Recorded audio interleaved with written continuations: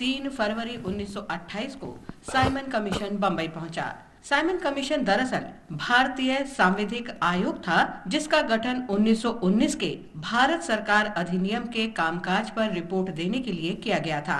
आयोग की इस यात्रा का उद्देश्य ब्रिटिश भारत में संवैधानिक सुधार का अध्ययन करना तथा इस तरह के और सुधारों का सुझाव देना था।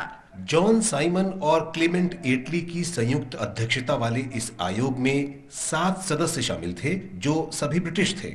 आयोग में एक भी भारतीय को शामिल नहीं किया गया था, इसलिए राष्ट्रीय नेताओं और स्वतंत्रता सेनानियों ने इसका कड़ा विरोध किया। 1927 में मद्रास में आयोजित भारतीय राष्ट्रीय कांग्रेस के वार्षिक अधिवेशन के दौरान आयोग का बहिष्कार करने का निर्णय लिया गया। आयोग के भारत आगमन पर पूरे देश में हड़ताल की गई। आयोग के गठन की निंदा करने के लिए देश भर में बैठकें भी आयोजित की गईं। आयोग को हर शहर में विरोध का सामना करना पड़ा। मद्रास में प्रदर्शनकारियों पर फायरिंग हुई और कई जगहों पर लाठीचार्ज किया गया। केंद्रीय विधानसभा ने बहुमत से निर्णय लिया कि उसका आयोग से कोई लेना देना नहीं होगा। पूरे देश में साइमन वापस जाओ के नारे गूंजने लगे। लखनऊ में गोविंद बल्लभ पंत पुलिस के लाठीचार्ज में घायल हो गए और जीवन भर के लिए अपंग हो गए। 30 अक्टूबर 1928 को जब साइमन कमीशन ने लाहौर का दौरा किया, लाला लाजपत राय ने इसके विरोध में लोगों का नेतृत्व किया।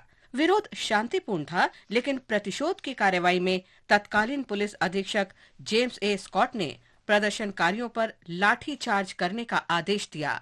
लाला लाजपत राय गंभीर रूप से घायल हो गए। इसके बावजूद उन्होंने चिकित्सा सहायता पहुंचने से पहले ही वहां एकत्र लोगों को संबोधित किया और कहा कि उन पर किया गया ये क्रूर प्रहार ब्रिटिश भारत के ताबूत में अंतिम कील साबित होगा।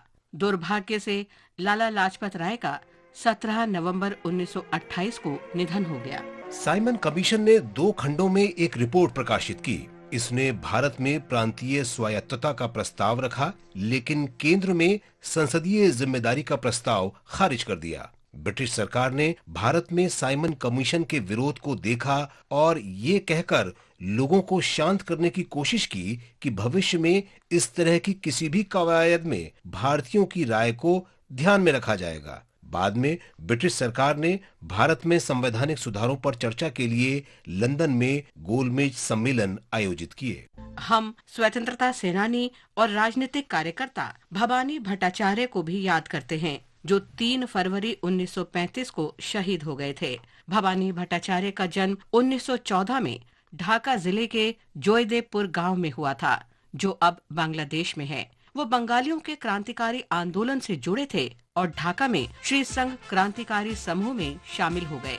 1934 में भवानी प्रसाद ने अपने साथियों रवि रंजन बनर्जी, मनोरंजन बनर्जी और उज्ज्वला मजूमदार के साथ 8 मई 1934 को दार्जिलिंग के लेबोंग रेसकोर्स में बंगाल के दमनकारी राज्यपाल जॉन एंडरसन की हत्या की योजना बनाई। भवानी राज्यपाल से मिलने गए और उन पर गोली चला दी, लेकिन गलती से गोली एक ब्रिटिश महिला को लगी। पुलिस की गोलीबारी में भवानी घायल हो गए।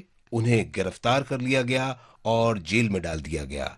बाद में अदालत ने उन्हें मौत की सजा सुनाई। भवानी प्रसाद को 3 फरवरी 1935 को राजशाही सेंट्रल जेल में फांसी दे दी गई। हम इस महान शहीद को नमन करते हैं।